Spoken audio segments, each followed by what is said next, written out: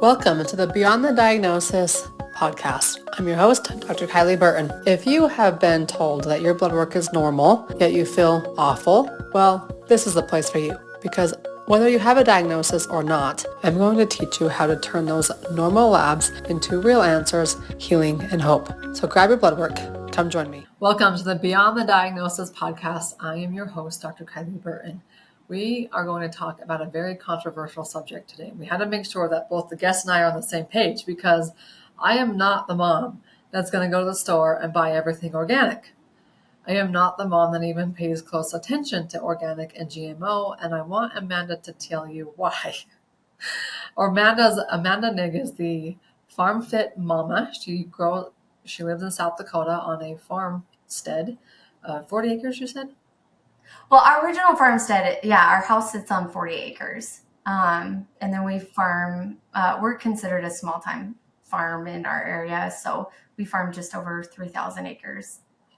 You're considered small? It is considered small in my area, Right, believe it or South not. Dakota. Yeah, so most farms are actually way bigger than us. Yeah. Okay. You said you got married to a fourth generation farmer. Fifth. Yes. Fifth generation. How did you two meet? Blind date. So, oh my gosh, I'm a blind date too. Are you really? Oh my God, I love this. So, I actually graduated college in the medical field. I was a radiation therapist. And the whole reason I went into oncology is I wanted to understand that whole sector of the medical field because there's so much about cancer that isn't public or we just don't know about. And so I wanted to understand more about it because my grandpa, who is my idol growing up, he died of lung cancer, never smoked a day in his life, never did any of that stuff. And so when I went into the oncology field, I'm like a fixer personality. I have to know the ins and outs. I love diving into the science and why behind everything. And so with oncology, I loved it, but my first case was pediatrics. And I just wasn't set out for it. So I actually started selling insurance for a while as a side gig that ended up being a full-time job. And I serviced rural America. And so as I was selling these supplemental insurance policies, I met a client of mine who basically was like, you need to meet this farmer. He's single, good looking. He's a fifth generation farmer. And yeah, I was like, I'm not going to let a client hook me up on the date. But I did have to introduce myself because I took over the territory that he was in. So long story short, we got to talking and I was looking for a trailer because at the time I was moving from one location to the next. And I made a deal with this random guy. I was like, if you can find me a trailer to borrow, I was like, I will go on a date with you. And he's like, well, good news. I'm a farmer, and every farmer, what do we have? I have a trailer for you. A trailer. And so we went on a date and rest was history. So I start back in 2020, and I'll kind of man up this version.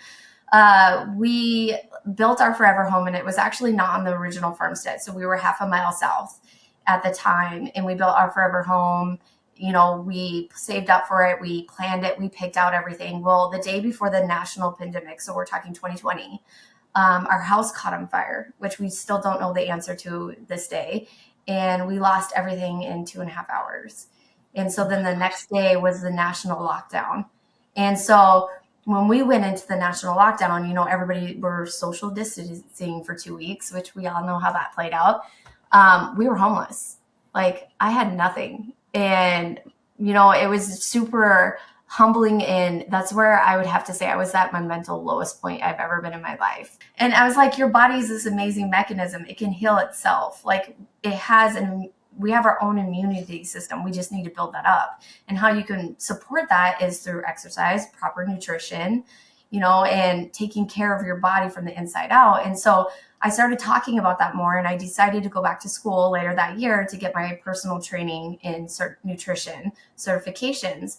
Well, now I have a lot more. I actually have way more certifications than that, but I launched a fitness program. So what I do is I give the agriculture industry tools and strategies to lose fat, build muscle, improve their mental health while creating a sustainable lifestyle.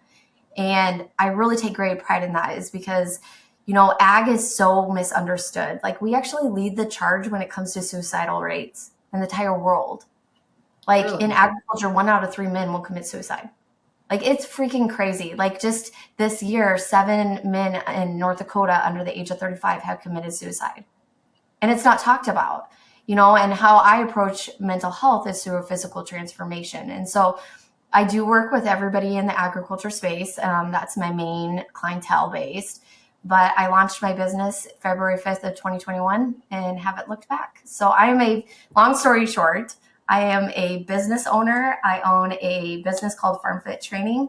And what we do is we not only give exercises, we do so much more. We do stress management, nutrition. We're a nutritionist. We dive into macronutrients, which is a big word. I don't know what you talk about, like as far as nutrition, but we do macronutrients because it's more of a nutrition theory, not a diet. And then we also educate. We're all certified as mental health coaches, so we're actually considered wellness coaches, which is like that stress management, environmental and emotional well-being is included in that. And there's so much more to what we offer than a typical fitness program. So it's like a one-stop shop. If you think about it, like in agriculture, we're the world's biggest gamblers. We gamble when it comes to crop prices, which don't even get me started on the stock market right now. It's really shitty. I don't know if I could say that, but it is. And we gamble when it comes to the weather, which every farmer wants to control that. We gamble when it comes to our crops. Like, even just being stewardess of the land, like the type of crop that we plant that year, where it comes to taking care of it, making sure that it grows, to all the way to harvesting. There's so much unknowns when it comes to this industry. And a lot of people online do a great job in the agriculture sector of bridging that gap between consumer and producer, but nobody is really tackling the bridge between physical and mental health within agriculture. And that's where we kind of stepped in. So let's go there first, and we'll just spend a little bit of. Okay. There's so much to go down when it comes to organic and GMO and the truth behind it all. Oh my God, yeah.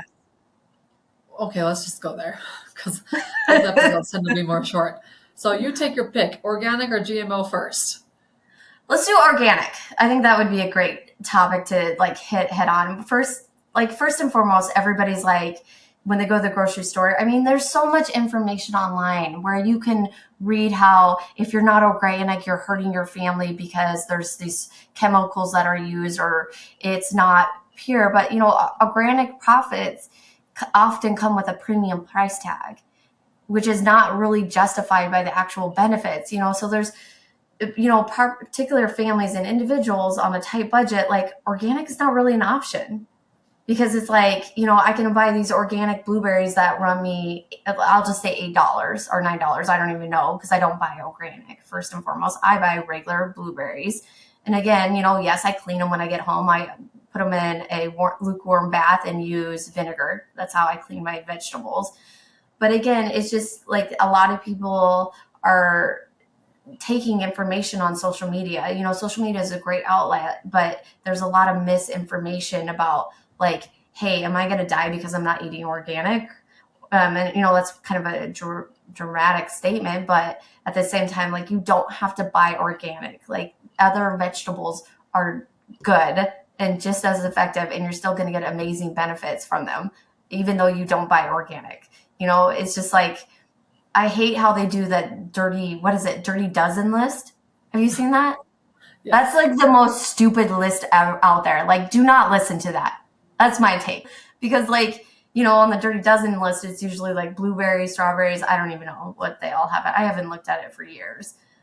But, like the biggest thing is it's just like, it's overwhelming to a majority of people because they don't do their due diligence when it comes to scientific research that supports the safety, effectiveness, and actually backs it up. And that's even with GMOs. A lot of people don't understand what it stands for even, or what it is. Like the other day, I shit you not, I was like down in Oklahoma earlier this year, and they had GMO-free oil changes. Oil changes? Oil changes? Yeah. The sign said GMO-free oil change. And I'm like, are you freaking kidding me? That doesn't even exist. But again, people just see GMO and they think, oh, I It's like gotta avoid it. gluten-free. Oh, it's Yeah. automatically better. Yeah, it's Gluten-free on Skittles. These are gluten-free. yeah, it's like, I wish. what? So I actually took a picture of it and I was just laughing my butt off because there was like, people are afraid of information that they don't know. If you don't know, it's just like anything. You hear a little bit and you'll automatically assume. And then I would have to say 90% of people don't do their due diligence when it comes to the research and actually dive into it and understand it. And they just take in information that they see online. And that's where it really becomes that scare tactic because you don't know what you don't know. Most people fear because they don't fully understand it. Mm-hmm. So okay, let's help them understand when they buy organic. So let's talk. I mean, we're on the same page. Like, yes. minus the price tag. I already free? What? Organic and chemicals. Yeah. Well, organic. First and free. foremost, they still use chemicals on organic. Yes. Like people do not understand that. Like just because it's organic does not mean they don't use chemicals. That's one of the stance that they have online is like, oh, you're buying organic, so they don't use chemicals. Well, that's false. They still use chemicals. Organic is a form of how they harvest in, how do I want to say this? Help me out here. How they harvest the crop or plant and harvest crop, I believe is the terminology. I think I want to go there, but it has nothing to do with the actual, they do use different chemicals when it comes to the crop. Like they have a list of stuff that they have to use. Organic farming is more kind of the technique. There we go. There it came out. It's more that how they grow the crop, the technique behind the farming practice. I've been hearing the words regenerative too. Like regenerative beef farming and regenerative. That's a whole another beast. Are we going to want to stick with organic or GMO? Yeah, stick with organic. I mean, if you go to regenerative, that's a whole nother I just think there's something to it as well. Organic, and then so one, it's not purely chemical free, so get that out of your mind. It's literally just a technique and how they produce strawberries and bananas. And I always laugh, like, why would you buy organic bananas? You have to peel it back anyways. But whatever. Okay, moving on. So, like, real fast on the organic, I'll put my input on it. Organic, especially in agriculture, it's a method. So I want people that watch this to understand it. Like, it is a method that focuses on growing your crop or, for example, raising livestock. And it aims to like more environmental, sustainable, socially, like reasonable. I think the key principles, with organic is like the nature's input, soil health, biodiversity. It goes into non-GMOs, like for example, which we'll hit GMOs here in the next topic that we're going to cover. But it's all about like how they classify things too. Within farming, when a product is classified or labeled as organic, it has to meet a certain standard or set certifications that embodies that. And so like in the United States, for example, for it to be classified as USDA organic sale, it indicates that the product has been produced and processed according to the national organic standards. So, there's a bunch of guidelines when it comes to the soil quality or, for example, in livestock, the raising practices that go with that, when it comes to pest and weed control, and the type of additives they use in that process, if that makes sense. I hope that clarifies it a little bit better. Yeah, just don't buy organic thinking that it's never been touched by a chemical. Yeah, like plain and simple. Like, I mean, and that's the thing is like everybody's like, oh, I'm buying all this organic fruit and I can't buy enough because it's so much more expensive. And it's like, well, all you have to do is like, I definitely highly encourage everybody to wash every vegetable and fruit that they get from the supermarket, because first and foremost, like everybody should do that. But if you wash it and clean it off, and for example, the one I use is lukewarm water and then put vinegar in it and then rinse it off. And you're good to go. Like you can eat grapes, strawberries, blueberries, blackberries, whatever. You don't have to buy organic thinking that, regular fruit and vegetables are bad for you. Like it's just one of the biggest myth busters, I think, out there on social media. Yeah. I've also been in conferences, one of the very first conferences I ever went to, where they don't wash their fruits and vegetables because their thinking is you're getting rid of bacteria on there that feeds our microbiome. Yeah, I mean, there's two different ways. I do because we're just throwing out ideas that people should consider. I mean, I personally do just because there's tons of case studies that, for example, if you don't wash your fruits and vegetables, you can actually end up, and I know somebody that this has happened to, where they ended up with some kind of bugs or their healthy bacteria in their gut overran, and they got super sick because it all bounced back to the bacteria that were on their fruit that they were eating not washed. So, I mean, again, it goes either way. Some people support not washing their fruits and vegetables because you're not cleaning off, there's healthy bacteria, and other people are clean them off. I prefer to clean them off because a lot of the foods, some of the vegetables and fruits that you get at the supermarket are imported. And their standards of how they farm in a different country is way different from the United States. And, for example, their version of organic is different according 100%. To different countries too. So you don't know. That's the cool thing about today's world. If we're talking back in the 1920s, they didn't import a lot of natural vegetables and fruits. They didn't have back in the day, grocery stores were way different compared to now. Now we have access to different varieties of foods. Avocado is a great example. A lot of avocados are imported from Mexico, same with onions, for example. And so how they farm in a different country is way different from the United States. And so you don't, unless you dive into that, which I haven't taken the time, it's way different, looking at how they practice or how they farm down there compared to the regulations within the United States. Yeah. Europe's different too. I haven't been to Europe. It's on my bucket list. I've been told by a lot of people who can not tolerate gluten here, but tolerate it there just fine. A case in point, a bottle of ketchup. If you buy a regular bottle of ketchup here in the United States, there's so much added into it. It's not even fun. It depends on the type. If you buy whatever brand, whatever. But if you look at the nutrition label, which we do explain and I go over, there's so much more added ingredients in the United States that in Europe, it is not allowed. And so buying ketchup, a Heinz ketchup in Europe is a lot different from the United States based on the government standards in that country. It has way less actually, and I'm going to say it, preservatives and stuff added to it in UK compared to here. Just a bottle of ketchup, Yep. Okay, real quick, GMO. Can it be real quick? Yes.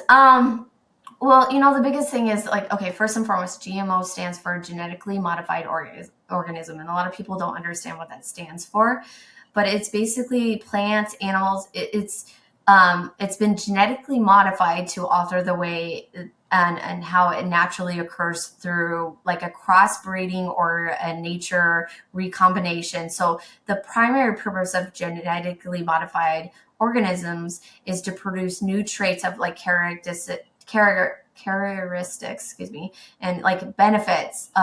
It really benefits agriculture, health, and industry because it creates more food. So if you buy a seedless watermelon in the grocery store, that is a GMO watermelon because it's been genetically modified. A seedless watermelon. Seeds. Correct. Same with bananas. Bananas have been genetically modified. And the whole reason why genetically modified organism, which is approved by the FDA, is because there's more people on Earth today than what is getting produced for food sources. And they project in 2050, for example, if we go off the numbers for what is being grown and produced when it comes to food, there's not going to be enough food if they don't genetically modify it. And it's still safe. It's just helping that plant or that fruit and vegetable be able to withstand other things that might wipe it out? Does that make sense? Am I explaining this to make sense for your audience? I don't know. Totally. Okay. I never thought about the seedless because that's as a mom, you don't want seeds in your watermelon because it's a pain in the butt for the little kids. Well, and they end up everywhere. You just buy seedless watermelon. It's like, wait, GMO. But and it's safe. It's bad. Yeah, no, it's safe. It's been extensively tested. GMO, it's been approved. It's chemically used. It undergoes a rigorous testing to ensure the safety of human consumption, and also animals and environment.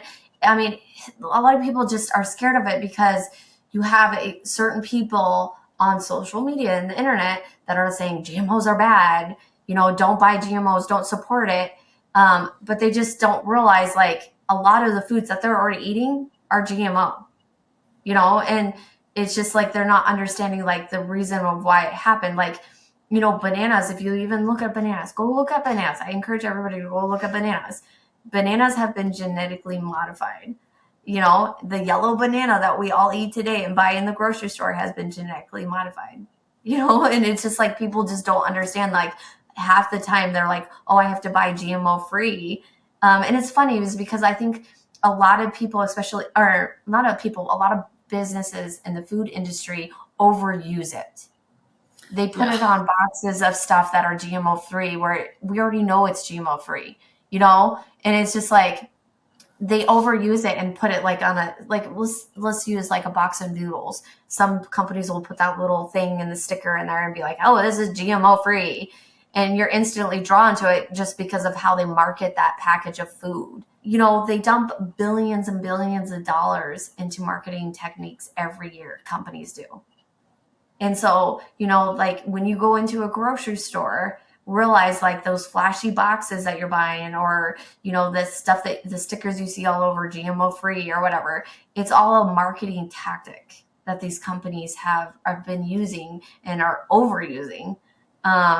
And a lot of people don't understand it, but they're like, they see that GMO free little sticker and they're like, oh, this is safe for my family. All right, Amanda, where can we learn more about you? You can find me on every social media platform. So I'm Farm Fit and it's Momma, it's MOMMA. And like I said, I don't share too much about agriculture. Like I do have agriculture obviously on my page because I live on a 5th generation farm. And it is part of my lifestyle and the clientele that I work with. And I'm considered the professional wheel turner on our farm. That's my role, and the food cooker, and parts runner. But they can find me on social media, and then we do have a website. So if they're interested in like our training program or what we offer, I have a bunch of freebies up on my website you can instantly download today as well. FarmFitMomma.com. Yeah. All right, Amanda, that was awesome. Hey, if you're new here, welcome aboard. If you're coming back, welcome back.